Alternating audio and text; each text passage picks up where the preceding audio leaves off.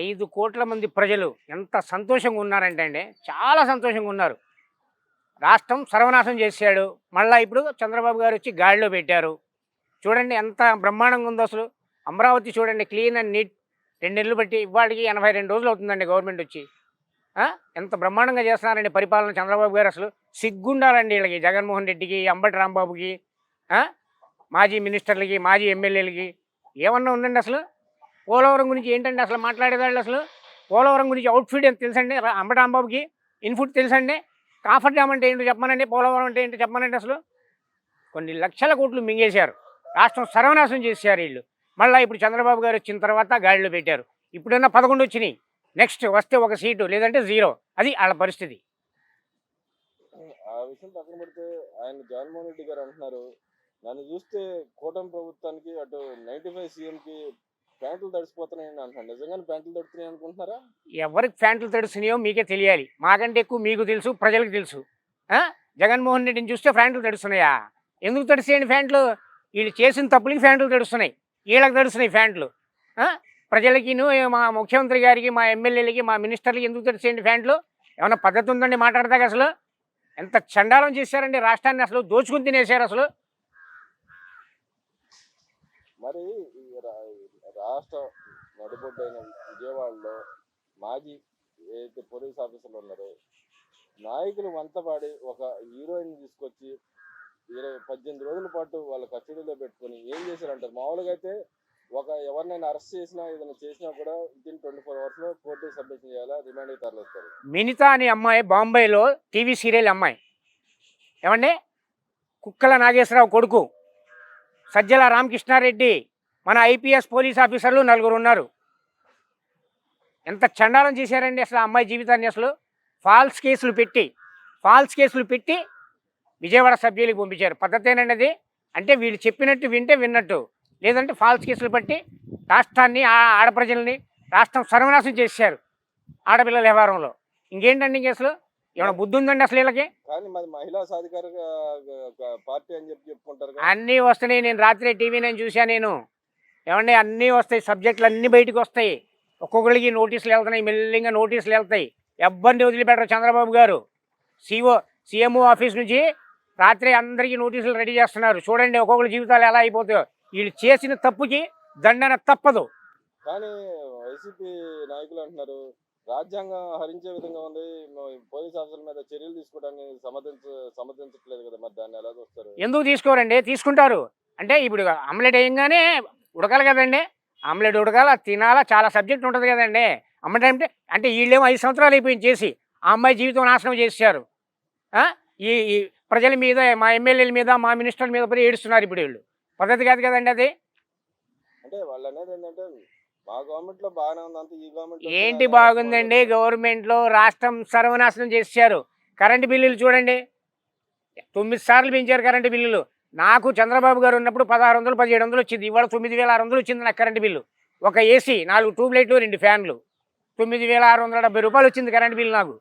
ఇప్పుడు బాబు గారు మొన్న అన్నారు 3 రోజుల కింద, బిల్లింగ్గా చూసి తగ్గిస్తానమ్మా, కంగారు పడకండి అంటున్నారు అందరికీ, ప్రజలందరికీ. ఎన్నికల్లో అవకతవకలు జరిగినాయి అంటున్నాడు కదా. ఏం లేదండి. ఇప్పుడు ఓడిపోయిన వాళ్ళు ఏమంటారండి? ఓడిపోయామని సిగ్గు. ఆ సిగ్గుతో ఏంటంటే మేము ఎందుకు ఓడిపోయాము అంటే ప్రజలు ఇచ్చిన తీర్పు ఇది.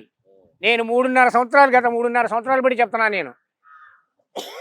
15 కాడి నుంచి 10 సీట్ల లోపలే వస్తాయి, వీళ్ళు రాష్ట్రం సర్వనాశనం చేశారు, ఇది పరిస్థితి. రాష్ట్రం సుభిష్టంగా రాష్ట్ర ప్రజలు బాగుండాలంటే చంద్రబాబు గారు ముఖ్యమంత్రి అవ్వాలా, అది పరిస్థితి. కానీ అంబటి అంటున్నాడు కదా, పోలవరం విషయంలో కూడా వీళ్ళు అన్ని అక్రమాలు చేస్తారు, వీళ్ళు వచ్చిన తర్వాత అసలు కొట్టుకుపోయింది, మా అప్పుడు ఏం లేదు అన్నాడు. 64,000 కోట్లు పోలవరంలో తీసుకొచ్చుకున్నారు కదండి వీళ్ళు. ఆ డబ్బుకి లెక్క చూపిమని చెప్పండి. అవుట్ఫుట్ ఎన్ని అడుగులు, ఇన్ఫుట్ ఎన్ని అడుగులు. పోలవరం కాఫర్ డ్యామ్ అంటే అసలు ఏంటి? అంబటి రాంబాబుకి ఏమి తెలియని వాళ్ళకి మినిస్టర్లు ఇచ్చారు. జగన్మోహన్ రెడ్డి గారు ఏమి తెలియని వాళ్ళకి, ఏం తెలియదు వాళ్ళకేమో మినిస్టర్లు ఇచ్చి నీటిపారుదల శాఖ ఇచ్చారు. అనిల్ కుమార్ యాదవ్ ఇచ్చారు. అనిల్ కుమార్ యాదవ్ ఒక దారి చేసాడు. అంబటి రాంబాబు గారికి ఇచ్చారు, అంబటి రాంబాబుకి దారి చేసాడు. ఇది పరిస్థితి, అలా అయిపోయింది.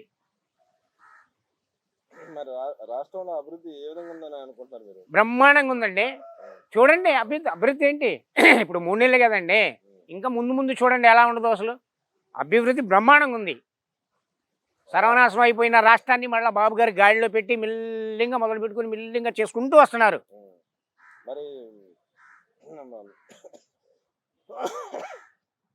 మచిలీపట్నం మాజీ మినిస్టర్ గారు అంటున్నారు ఏదైతే ఖర్చులకు సంబంధించిన అంశం చర్చకు సిద్ధమని అంటున్నాడు. నిజంగా చర్చ దేనికంటే సిద్ధం? ముందు వీళ్ళు నొక్కేసిన డబ్బులు కోట్లు కోట్లు కోట్లు కోట్లు లక్షలు లక్షలు ముందు దానికి లెక్క చెప్పమనండి, చెప్పండి. మాకు కాదు అది, మా మినిస్టర్లకి మా ముఖ్యమంత్రికి మా హోమ్ మినిస్టర్ గారిని అడగడం కాదు. ముందు వాళ్ళు ఎంత సంపాదించారో రమ్మని చెప్పండి. డిబేట్ ఎనీ టైం రమ్మని చెప్పండి. వాళ్ళకి మేము చెప్తాం, వాళ్ళు కాదు. మేము పార్టీ కార్యకర్తలు మేమున్నాం, మేము చెప్తాం లెక్క ఎవరెంత దోచేశారనేది. అలా జగన్మోహన్ రెడ్డి గారు అంటున్నారు ఈ గవర్నమెంట్ వచ్చి ఇంకా 3 నెలలు కాకముందు ఆయన నన్నే ఇంకా కలవరిస్తున్నారు జగన్ అందరూ, నేను మళ్ళీ వస్తానన్నట్టు మాట్లాడుతాను. దాన్ని ఎలా చూస్తారు?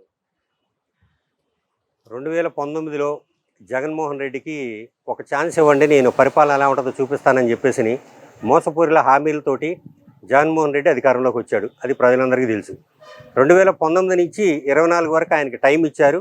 ఈ 5 సంవత్సరాలు ఆయన ఏం చేశాడు, ఎంత విధ్వంసం సృష్టించాడు, ప్రజావేదిక కూలగొట్టిన దగ్గర నుంచి ఈ రాష్ట్రాన్ని రకరకాలుగా అన్ని వర్గాలను కూడా ఇబ్బంది పెడుతూ పరిపాలనలో ఈ విధంగా కూడా చేయొచ్చు అంటే, ఒకసారి మనకి అధికారం ఇస్తే మనం ప్రజల్ని ఏ విధంగానే సరే ఇబ్బందులు పెట్టచ్చు అనే ఉద్దేశంతో ఆయన 3 రాజధానులు అని చెప్పేసి 3 ముక్కలాటాడి ఈ రాష్ట్రాన్ని సర్వనాశనం చేశాడు. కాబట్టి ఈరోజు అతని కనీసం ప్రతిపక్ష హోదా కూడా లేకుండా తీసుకెళ్ళిపోయి పక్కన కూర్చోబెట్టినటువంటి వైనం ఏదైతే ఉందో 2024 ఎలక్షన్లో ప్రజలందరూ కూడా వీడెక్కడ కూర్చుంటే కరెక్ట్ కాదు, వీడు ఎక్కడ ఉండాలో అక్కడే ఉండాలనే ఉద్దేశంతో తీసుకెళ్ళి ఆయన అక్కడ కూర్చోబెట్టాడు. అధికారం కోల్పోయినటువంటి ఈ విధానంలో ఆయన ఏం చేయాలో అర్థం కాక ఒక పిచ్చి కుక్కలాగా బిహేవ్ చేస్తూ నోటికి వచ్చినట్టు మాట్లాడుతున్నాడు ఈ జగన్మోహన్ రెడ్డి. సో మనం అధికారంలోకి వచ్చిన దగ్గర నుంచి కూడా ఒళ్ళు జాగ్రత్తగా దగ్గర పెట్టుకొని మొత్తం కూడా ప్రజలకు ఏదైతే హామీలు ఇచ్చామో ఆ హామీలన్నింటినీ కూడా నెలకి 1-2 చొప్పున మొత్తం కూడా మనం ఏదైతే హామీలు ఇచ్చామో సూపర్ 6లో భాగంగా మొత్తం కూడా ప్రజలందరూ కూడా చేరువవుతూ మనం ఒక్కొక్క కార్యక్రమం పెన్షన్ పెంచిన విధానం కానివ్వండి అన్నీ కూడా ఈరోజు మొత్తం కూడా మనం చంద్రబాబు నాయుడు గారు ప్రజలకు ఇచ్చిన హామీల మేరకు ప్రజల విశ్వాసాన్ని చూరగొన్నారు. కాబట్టి ఈరోజు స్థానికంగా కూడా ఇక్కడ సమస్యలు ఉంటే కూడా మా తూర్పు నియోజకవర్గ శాసనసభ్యులు గద్దె రామ్మోహన్ గారి ఆదేశానుసారం ఇక్కడికి రావటం, స్థానిక సమస్యల మీద ఫోకస్ చేయటం, నిత్యం ప్రజాసేవే లక్ష్యంగా తెలుగుదేశం పార్టీ కూటమి ప్రభుత్వం అనేది దూసుకెళ్తుంది. అయితే జగన్మోహన్ రెడ్డి గారు అంటున్నారు నన్ను చూస్తే ఏదైతే ఉమ్మడి ప్రభుత్వంతో పాటు 2095 సీఎం కూడా ప్యాంట్లు తడుపుకునే పరిస్థితి ఉంది, నన్ను చూస్తే భయపడతా, ఎందుకు భయపడతా అర్థం కావట్లేదు అని మాట్లాడుతుంది. దాన్ని ఎలా చూస్తారు? ఈరోజు మనం చూస్తే ఎవరు భయపడుతున్నారు అనేది ఒక్కసారి తాడేపల్లి ప్యాలెస్ దగ్గరికి వెళ్ళిపోయి మనం వాళ్ళు కట్టుకున్నటువంటి ఆ యొక్క ప్యాలెస్ని కాపాడుకోవడానికి ఆ ప్యాలెస్లోకి ఎవరన్నా చొరబడతారేమో, నాకు భయం ఉందేమో, నాకు ఐరన్ ఫెన్సింగ్ ఏ విధంగా వేశాడు, చుట్టూ పోలీసులను ఏ విధంగా మోహరించుకున్నాడు, ఎన్ని వేల మందిని ఆ కోట చుట్టూ పెట్టుకున్నాడు అనేది ప్రజలందరూ కూడా చూశారు. వాటినన్నింటినీ తొలగించాలని చెప్పేసి స్థానికంగా తాడేపల్లిలో ఉన్నటువంటి మొత్తం అందరూ కూడా ప్రజానీకం మొత్తం కూడా అక్కడ ఉన్నటువంటి ఆ ఫెన్సింగ్ని, తర్వాత అక్కడ ఉన్నటువంటి ఆ పోలీస్ బందోబస్తు మొత్తాన్ని కూడా ఒక సామాన్యమైనటువంటి ఎమ్మెల్యేకి ఇంత సెక్యూరిటీ అవసరమా, ఎందుకు అతను భయపడుతున్నాడు, ఇంకా పాలన కోల్పోయిన తర్వాత కూడా ఎందుకు భయపడుతున్నాడు అని చెప్పేసి ప్రజలందరూ కూడా ఈరోజు ప్రశ్నించేటువంటి సందర్భం వచ్చి మనం చూస్తా ఉన్నాం. అంబటి రాంబాబు గారు అంటున్నారు ఎలక్షన్లో అవకాశాలు జరిగినాయి, ఏదైతే ఈవీఎంలు వివి స్లిప్లు అన్ని మాయమైపోయినాయి, అంతా ట్రాష్, ఈ ఎలక్షన్ మొత్తం గ్యామ్లింగ్ చేసి గెలిచారని చెప్పి అంటున్నారు. నిజంగానే అలాగే జరిగిందంటారు ఎలక్షన్? 2019లో మరి చూస్తే వారికి కూడా క్లీన్ మెజారిటీ ఇచ్చారు కదా. ఆ రోజు కూడా మేము ఈవీఎం గురించి మేము అడిగినప్పుడు మరి వాళ్ళు చెప్పిన సమాధానం ఇదేనా అని చెప్పి మేము అడుగుతా ఉన్నాం. అలాగే చూసుకుంటే విజయవాడ నడిబొడ్డులో జరిగిన బాలీవుడ్ నటి కేసు చూస్తే దాంట్లో అధికార పార్టీ ఎమ్మెల్యేలు అధికార పార్టీ ప్రతినిధితో పాటుగా అప్పుడున్న సిపి కానీ అడిషనల్ సిపి కానీ వీళ్ళు చేసిన వ్యవహారం చూస్తే 18 రోజులు ఆమె ఎలా ఉంచారంటారు? ఇక్కడ పోలీస్ స్టేషన్ కానీ అటు పక్క చట్టానికి కానీ అప్పచెప్పకుండా ఎలా ఉంచారంటారు? తప్పకుండా చంద్రబాబు నాయుడు గారికి మాకు చంద్రబాబు నాయుడు గారి మీద విశ్వాసం ఉంది, పూర్తి విశ్వాసం ఉంది. ఎందుకంటే లా అండ్ ఆర్డర్ని ఏ రోజైతే చంద్రబాబు నాయుడు గారు అధికారంలోకి వచ్చారో పూర్తిగా పోలీస్ డిపార్ట్మెంట్కే ఒప్పచెప్పారు. అదంతా కూడా వాటిలో ఎక్కడా కూడా ప్రభుత్వం యొక్క ఇన్వాల్వ్మెంట్ అనేది ఉండదు. ఖచ్చితంగా లా అండ్ ఆర్డర్ని సెక్యూర్ చేసే విధంగా ఈరోజు కూటమి ప్రభుత్వం ఉంటుంది. మనం చూస్తూనే ఉన్నాం. పవన్ కళ్యాణ్ గారు కానీ చంద్రబాబు నాయుడు గారు కానీ ఎక్కడ ఏ చిన్న కంప్లైంట్ వచ్చినా కానీ దాని మీద ఇమీడియట్గా రియాక్ట్ అవ్వటం, సో వాళ్ళని సంబంధించినటువంటి వాళ్ళని పట్టుకోవటం, వాళ్ళందరినీ కూడా పనిష్ చేయడం అంతా కూడా మనం చూస్తూ ఉన్నాం. ఖచ్చితంగా ఆ రోజు అధికారంలో ఉన్నటువంటి జగన్మోహన్ రెడ్డి ప్రభుత్వం ఏదైతే ఉందో పోలీసు యంత్రాంగాన్ని కూడా గుప్పిట్లో పెట్టుకొని వాళ్ళను కూడా భయభ్రాంతులు చేసి వాళ్ళతో కలిసి ఈ యొక్క డ్రామాలన్నీ ఆడారు. ఖచ్చితంగా 15 రోజులు మరి ఆ అమ్మాయి ఇక్కడికి తీసుకొచ్చి ఇక్కడ ఉంచినప్పుడు ఖచ్చితంగా మరి ఎందుకు మీరు ఎఫ్ఐఆర్ ఫైల్ చేయలేదు, లేకపోతే ఎందుకు మీరు ఒక ప్రెస్ మీట్ పెట్టలేదు, దీన్ని పబ్లిక్లోకి ఎందుకు తీసుకురాలేదని చెప్పేసి మీరు ఎక్కడ ఆ అమ్మాయిని దాచారు ఇన్ని రోజులు, ఎవరిని కాపాడటానికి మీరు దాచారని చెప్పేసి ఈరోజు కూటమి ప్రభుత్వం తెలుగుదేశం పార్టీకి మేము డిమాండ్ చేస్తా ఉన్నాం. అలాగే చూసిన దీంట్లో కొడాలని కూడా ఇన్వాల్వ్ అయ్యాడని అంటున్నారు, నిజమేనంటారా? ఖచ్చితంగా అండి. అతను చేసే పనులే అయ్యి గుట్కానని అని చెప్పేసి మొత్తం కూడా అంటూ ఉంటారు. ఆయన వచ్చింది ఆ బ్యాక్గ్రౌండ్ నుంచి కాబట్టి క్యాసినోలు ఏ విధంగా రన్ చేశాడు, సో దీని వెనక ఎవరెవరు ఉన్నారు, అట్లాగే తెలుగుదేశం పార్టీ మీద దాడి చేసిన వ్యక్తులు ఎవరెవరు మొత్తం కూడా ఇప్పుడు కూపి లాగితే మొత్తం కూడా డొంకంతా కూడా కదులుతుంది. ఖచ్చితంగా దీనిలో ఉన్నటువంటి బాధ్యులు ఎవరైతే ఉన్నారో ఖచ్చితంగా కూటమి ప్రభుత్వం, తెలుగుదేశం ప్రభుత్వం ఖచ్చితంగా వారి మీద చర్యలు తీసుకుంటుంది. ఎంత పెద్ద ఆఫీసర్ అయినా సరే వదిలే ప్రసక్తే లేదు దీంట్లో. ఎందుకంటే రేపొద్దున అది వేరే కుటుంబాలకు కూడా జరగవచ్చు. ఇది చాలా అన్యాయం. తెలుగుదేశం పార్టీగా మేము దాన్ని తీవ్రంగా ఖండిస్తా ఉన్నాం. అలాగే చూస్తుంటే రాష్ట్రానికి కావాల్సిన రెండు సిటీలను డెవలప్ చేయడానికి కేంద్రం నుంచి నిధులు తీసుకురావడం జరుగుతుంది. ప్లస్ అటు పక్కన హార్డ్వేర్ సంబంధించిన ప్రధానమంత్రి శంకుస్థాపన చేయబోతున్న త్వరలో, దాన్ని ఎలా చూస్తారు? ఖచ్చితంగా అండి. సెంట్రల్ గవర్నమెంట్తో కూడా మనకి ఎలక్ట్ అయినటువంటి ఎంపీలందరూ కూడా ఈరోజు సెంట్రల్ గవర్నమెంట్ తోటి టచ్లో ఉన్నారు. మొన్ననే మనం వరల్డ్ బ్యాంక్ తోటి కూడా అలాగే IMFతో కూడా మనం మాట్లాడటం జరిగింది. ఖచ్చితంగా అక్కడి నుంచి కూడా వరల్డ్ బ్యాంక్ ప్రతినిధులు కూడా రేపు ఎల్లుండో మన రాజధానికి వస్తున్నారు. 1500 కోట్ల రూపాయలు మొదటి ఫేజ్లో రిలీజ్ చేయడం జరిగింది. వాటిని రాజధాని అవసరాలకు కానివ్వండి, లేకపోతే రాజధాని డెవలప్మెంట్కి కానీ ఏ విధంగా చేయాలని చెప్పి ఖచ్చితంగా ఒక మాస్టర్ ప్లాన్ తోటి ముందుకెళ్ళి ఈ యొక్క అమరావతిని డెవలప్ చేసే దిశగా, అట్లాగే రాష్ట్రాన్ని కూడా అన్ని వైపుల నుంచి కూడా 3 వైపుల నుంచి కూడా రాష్ట్రాన్ని కూడా డెవలప్ చేయడానికి ఈరోజు గెలిచినటువంటి కూటమి నాయకులు అందరూ కూడా ప్రయత్నం చేస్తూ ఉన్నారు. దానికి ఖచ్చితంగా ప్రజలకు సహకారాలు కూడా అవసరం.